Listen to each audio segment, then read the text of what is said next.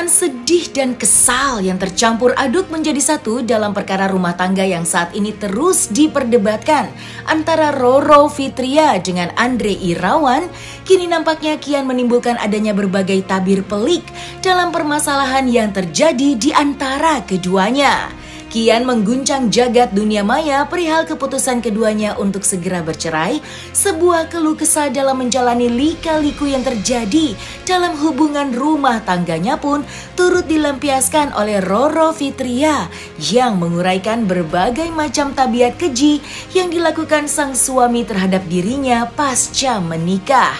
Dengan menangis sesegukan, Roro Fitria yang ditemani oleh kuasa hukumnya pun secara terang-terangan menceritakan berbagai macam perlakuan yang tidak sepantasnya ia terima dari sang suami Andre Irawan. Lantas, seperti apakah pakar ekspresi menjabarkan kegundahan Roro Fitria dalam raut wajahnya saat buka-bukaan soal perlakuan Andre yang selama ini ia terima? Nyai itu tidak suka ya, kebohongan demi kebohongan dia lontarkan dengan ditutupi istilah imam. Tadi menyampaikan bengkel tutup, kafe tutup seolah-olah karena Nyai. Itu tidak benar. Ada jawaban yang itu sangat tidak bagus dibuka di vlog. Pembicaraan yang sangat-sangat orang dewasa, tapi sangat kasar. Nanti suatu saatnya akan Nyai buka. Dia pernah ngomong. Mayoritas ekspresinya Roro itu sebetulnya ada tiga sih. Yang satu ekspresi yang subtle, hampir nggak kebaca. Tetapi kalau misalnya yang paling nampak itu adalah sebetulnya marah atau nahan sakit sebetulnya.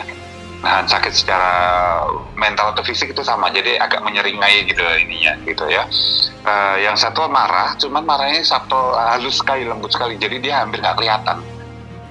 Karena bagian alis, kemudian bagian atas pipi bagian atas, cekukan tulang pipi, bagian sini gitu ya, itu hampir nggak bergerak. Mungkin ada manipulasi kosmetik yang dia lakukan ya, jadi maksudnya apakah itu ada ditarik atau semacamnya, kita nggak tahu. Tapi yang jelas itu bisa membuat ekspresi itu jadi berkurang. Nah, di bagian akhir ketika bicara tentang polanya Andre waktu mau menikah dulu, itu kelihatan banget dia sedih karena tarikan samping bibir itu ke arah bawah, walaupun bagian atas, wajah bagian atas itu nggak terlalu kelihatan. Tadi saya katakan sebelumnya karena bisa jadi karena manipulasi kosmetik atau karena jilbabnya terlalu menutupi bagian pinggir, sisi pinggir alisnya, jadi kita nggak bisa melihat secara lebih detail. Jadi lebih banyak kan marah dan nahan sakit, bukan kecewa. Sedihnya itu baru kelihatan nanti bagian akhir ketika cerita tentang dia sudah terlanjur nikah, baru tahu ceritanya. Apapun yang terjadi dan membuat si Nyai ini kira-kira memutuskan untuk menggugat, itu bukan terjadi karena baru-baru saja. Memang dia baru saja melahirkan, tetapi penyebabnya sudah lama sih saya melihatnya. Bukan sesuatu yang baru kejadian, baru melahirkan terus ada sebuah kejadian terus kemudian memutuskan pisah. Jadi sifatnya insidental atau spontan dari Nyai, bukan. Ini adalah sesuatu yang sifatnya udah lebih lama, lebih dalam gitu, lebih kronis gitu. Dan akhirnya karena ada muncul seorang anggota keluarga baru, saya melihat bahwa ini keputusan besar, karena yang mengubah manusia itu ada dua hal. Kalau kita bicara psikologi, yang mengubah manusia itu dua hal. Satu, ketika seseorang itu trauma atas sebuah kejadian, itu bisa mengubah seseorang dalam waktu cepat, atau bisa membuat seseorang membuat keputusan yang besar dalam waktu cepat. Atau yang kedua, kehilangan atau kedatangan anggota keluarga baru itu juga bisa membuat seseorang itu mengambil sebuah tindakan yang tadinya dia nggak berani lakukan, ya, membuat sebuah perubahan besar. Nah, ini kedatangan kan, berarti ada seorang anak lahir gitu.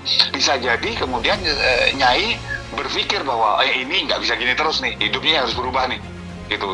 Dan dia jadi, anak ini jadi membuat dia berani ngambil keputusan yang sebetulnya mungkin harusnya dia lakukan dari lama, kira-kira kayak gitu. Tepat atau enggak kan nggak bisa kita lihat dalam jangka waktu pendek. Tepat atau enggak itu adalah kemudian apakah dia sendiri nantinya suatu hari bisa bersyukur atas keputusan yang dia buat.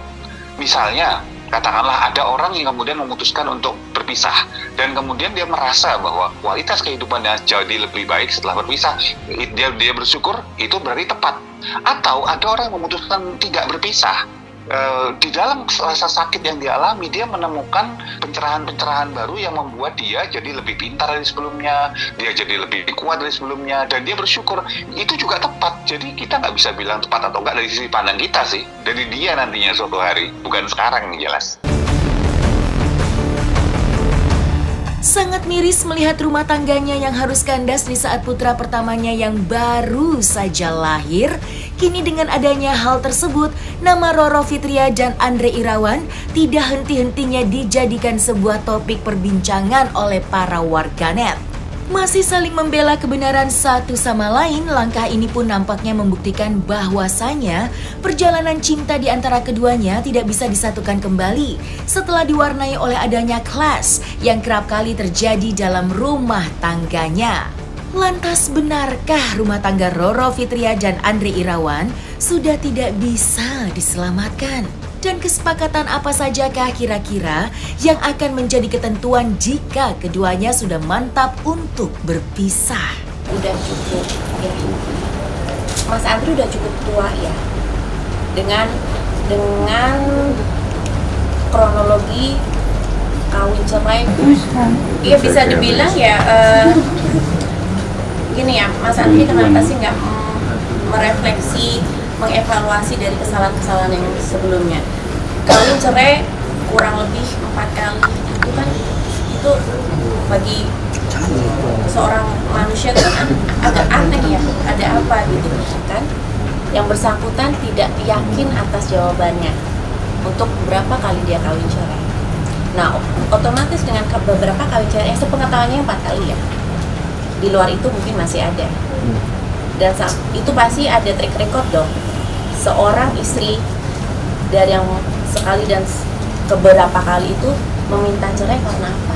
Dan semuanya karena wanitanya minta cerai. Itu pasti karena ada something wrong di dalam diri laki-laki itu.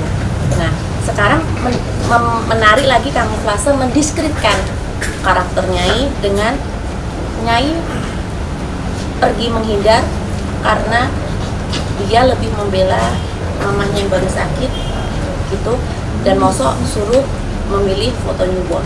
Itu sangat tidak benar. Rasa sakit ini banyak sekali ya teman-teman media yang perempuan pasti bisa merasakan apa yang Nyai rasakan. Ketika suami Anda, kekasih Anda melakukan hal berkali-kali yang membunuh rasa kesetiaan di diri Mbak, Ibu, semuanya gimana? Pada posisi itu Nyai barusan merasakan sakit, yang rasa sakit luar biasa, lahiran normal, yang baru pertama kali Nyai nggak punya pengalaman sama sekali. Ketidaksetiaan itu dilakukan sepanjang pernikahan. Oke, Nyai maafin. Tapi the golden moment adalah setelah Sultan lahir, dilakukan lagi. Dan timingnya saat malam itu ibunya sakit, tapi dia melakukan lagi suatu interaksi ya. Interaksi itu baik telepon, WA, entah bertemu, kan saya udah nggak ketemu lagi nih dengan beberapa wanita idaman lainnya itu. Nah, tapi dia tidak akan makanya mana ada sih maling aku. Terus terang saya mendengar kabar ini juga justru dari media, ya dari media. Loh, ada apa ini? Tapi saya coba tanya sekali di WhatsApp, nggak dibalas. Satu juga dibalas, yang di WhatsApp juga nggak dibalas juga. Sudah nyaman. Sementara sebagian khalayak warga di negeri ini sudah mengetahui bagaimana sebagiannya ya, bahwa saya yang mungkin dikenal untuk sepertinya menjodohkan. 2 kali faktanya sepanjang pernikahan psikologinya ini depres, mendapat tekanan, dibentak-bentak, dan itu pun perlakuannya ya udah lebih rendah dari pembantunya. Itu rumah-rumahnya ini pengkhianatan yang tidak hanya terjadi sekali dan satu wanita.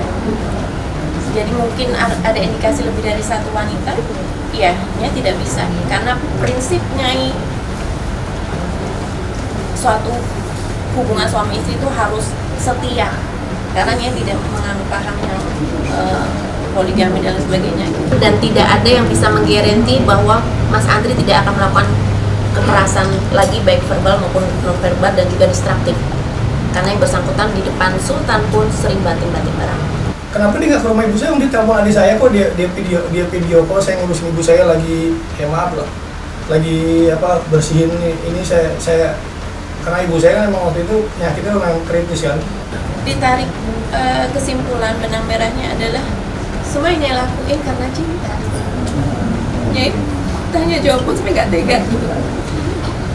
Dia menyampaikan apa adanya yang dilakukan oleh seseorang yang pernah dia cintai gitu. Jadi kalau untuk menjawab pertanyaan semuanya kayaknya ini nggak bisa untuk saat ini, karena udah banyak sekali juga informasi-informasi yang bisa kita sharing gitu. Jadi nggak bisa untuk semuanya sekarang, karena ya jangan sampai materi persidangan di